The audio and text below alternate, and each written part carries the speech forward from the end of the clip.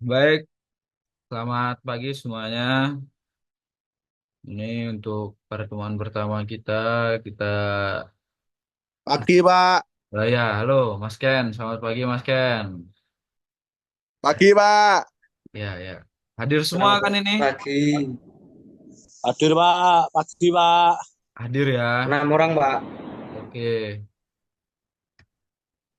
ya sudah tidak apa-apa. Kita mulai saja. Eh, oh ya, sebelum mulai kita berdoa dulu. Berdoa menurut keyakinan masing-masing. Doa dimulai. Doa selesai. Baik, jadi untuk hari ini itu kita akan membahas tentang pengenalan pemesinan. Oke, jadi untuk pertemuan pertama ini kita hanya akan sedikit membahas tentang apa saja yang ada di pemesinan itu, mesin-mesinnya apa saja, dan pengaplikasiannya dalam dunia industri itu apa saja. Baik, untuk definisi dan konsep dasarnya sendiri dari pemesinan itu, jadi pemesinan itu adalah proses pemotongan dan pembentukan material dengan menggunakan alat potong berputar dan mesin perkakas. Nah, untuk mesin perkakas yang dimaksud di sini itu karena ini kan pemesinan tidak jauh dari mesin bubut dan mesin freeze. Selain itu juga ada mesin bor dan mesin gerinda. Nah, itu mesin-mesin yang umum digunakan dalam pemesinan, dunia pemesinan seperti itu. Terus untuk konsep dasarnya itu eh, proses pemesinan ini tuh melibatkan penggunaan alat potong yang tajam untuk memindahkan di sini dalam artian itu memotong material secara bertahap. Dengan tujuan apa? Dengan tujuan untuk menciptakan bentuk dan ukuran yang diinginkan. Untuk jenis-jenis mesin perkakas tadi sudah saya sebutkan, itu ada lathe. Lathe itu eh, mesin untuk memutar benda kerja dan menggunakan alat potong untuk membentuk bentuk silinder. Eh, ini tuh sebenarnya kata lain yang digunakan untuk mesin bubut. Mesin bubut itu eh, dalam bahasa Inggrisnya biasanya digunakan itu turning machine seperti itu. Lathe-nya itu hanya bagian dari mesin bubut itu sendiri. Ah, lanjut ada milling machine atau mesin freeze. Jadi mesin freeze itu mesin yang menggunakan alat potong yang berputar untuk membentuk permukaan datar. Nggak cuma permukaan datar, bisa juga lubang dan profil yang lebih kompleks. Karena untuk mesin freeze itu sendiri itu dia ada dua aksis seperti itu. Perbedaannya apa antara mesin bubut dan mesin freeze? Kalau mesin bubut itu dia benda kerjanya yang berputar terhadap pahat. Jadi bendanya yang berputar, pahatnya hanya diam saja. Jadi seperti itu. Terus untuk mesin freeze itu dia itu alat potongnya yang berputar terhadap benda kerja. Jadi pahatnya yang berputar, benda kerjanya yang diletakkan di penjepitnya. Seperti itu. Terus ada drilling machine atau biasa disebut kita mengetahuinya itu mesin bor. Ya, seperti yang kita tahu, bor itu biasanya digunakan untuk membuat lubang. Seperti itu. Terus ada grinding machine. Grinding machine itu apa? Ada yang tahu apa itu grinding machine?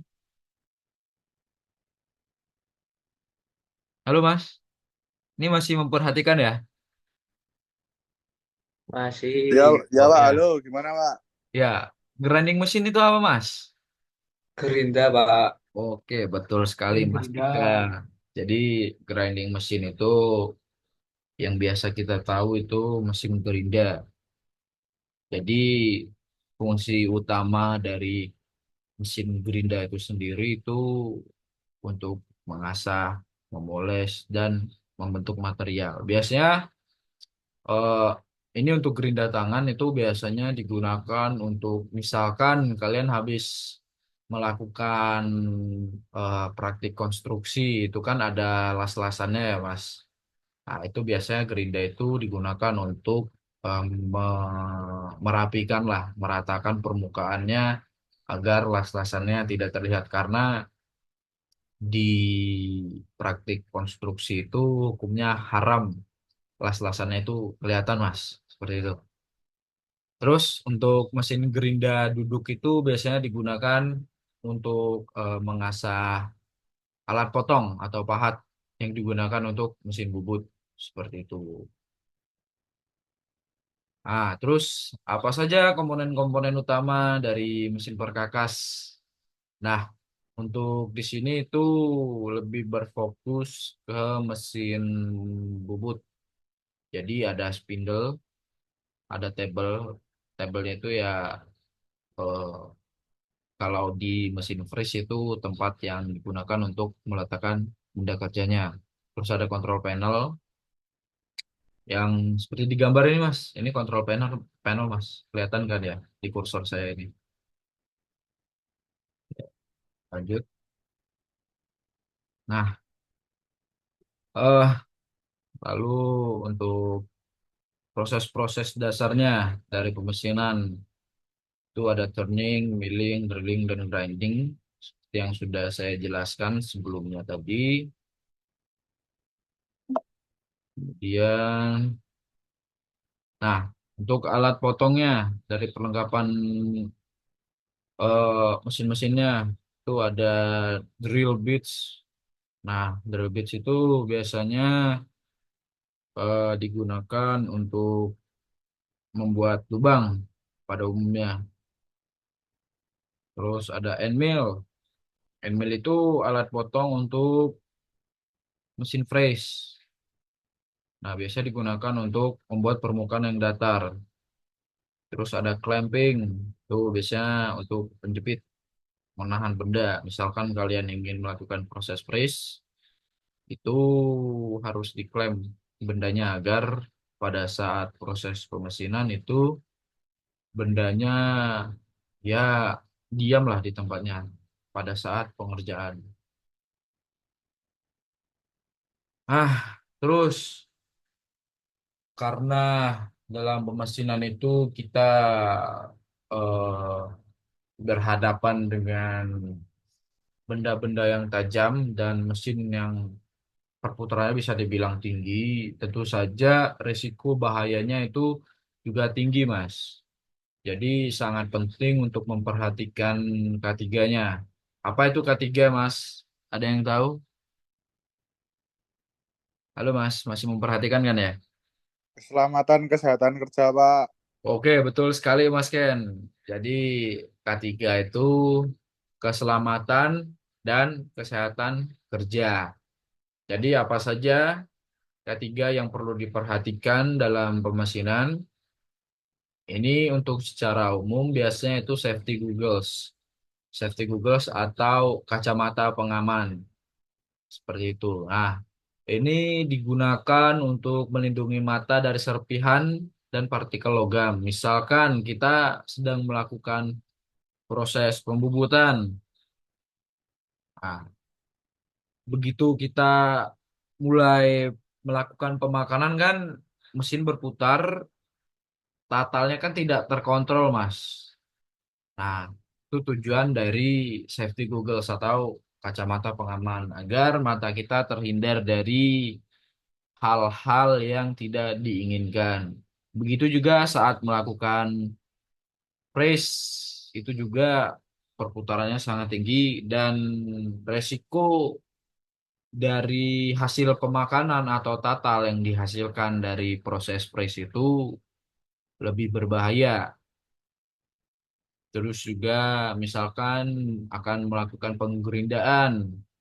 Itu kan percikan-percikannya juga bahaya, Mas, kalau kena ke mata. Terus ada mesin guarding. Ini biasanya udah sepaket langsung sama mesinnya. Biasanya di spindle-nya itu, kalau di bengkel kita itu ada penutupnya. Jadi misalkan kita belum menutup bagian spindle-nya, mesinnya tidak akan menyala. Seperti itu. Terus ada proper clothing atau pakaian yang proper. Misalkan kita mau melakukan bubut di bengkel, bubut atau fresh atau yang lainnya seperti yang saya sebutkan tadi, eh, diwajibkan untuk menggunakan wear pack. Sudah dapat Mas, wear pack-nya Mas? Halo, halo. Sudah, Pak, Oh, sudah. sudah ya? Sudah dapat ya wear pack-nya? Nah, itu nanti pada saat melakukan praktek di bengkel itu wajib untuk dikenakan, Mas. Seperti itu. Juga sepatu safety, karena kita tidak tahu yang kita injak di bengkel itu seperti apa. Kalau misalkan kita menggunakan sepatu sneakers biasa, misalnya, terus kita menginjak benda yang tajam, apakah aman? Tentu saja tidak. Makanya disarankan kalau, aduh sorry, kalau di bengkel itu alangkah baiknya menggunakan sepatu safety seperti itu. Nah, terus untuk aplikasinya apa saja? Teruntuknya di dunia industri itu banyak sekali, Mas, pemesinan, proses pemesinan yang diaplikasikan dalam dunia industri.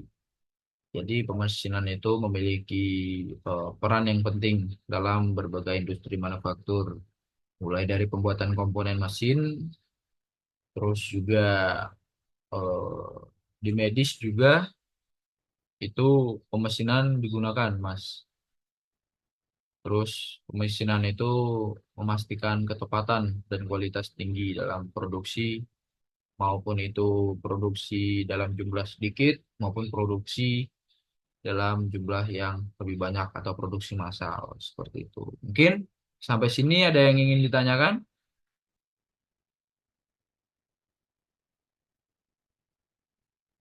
Baik, jika tidak ada, Izin, mungkin izin bertanya, Pak. gimana, Mas? Izin bertanya. Oh iya, silakan Mas. Apa Mas? Misalnya besok itu kita praktek. Terus prakteknya kapan, Pak? Ini, Pak. Untuk praktek sendiri itu karena ini kita baru pertemuan pertama, nanti masih ada beberapa materi yang akan saya sampaikan. Kemungkinan kita mulai praktiknya itu untuk minggu keempat atau minggu kelima, Mas. Seperti itu. Ya, paling lamanya seperti itu. Paling cepatnya mungkin minggu ketiga kita udah bisa mulai melakukan praktik ke bengkel. Seperti itu. Mas, ada lagi yang ingin ditanyakan? Tidak ada? Jika tidak ada yang ingin ditanyakan, mungkin kelasnya kita cukupkan untuk hari ini. Eh, Habis ini kalian silakan mencari-cari di internet jurnal-jurnal tentang eh, pemesinan. Karena kalau kita membahas tentang pemesinan itu tidak ada habisnya, Mas. Seperti itu. Oke, saya cukupkan untuk hari ini.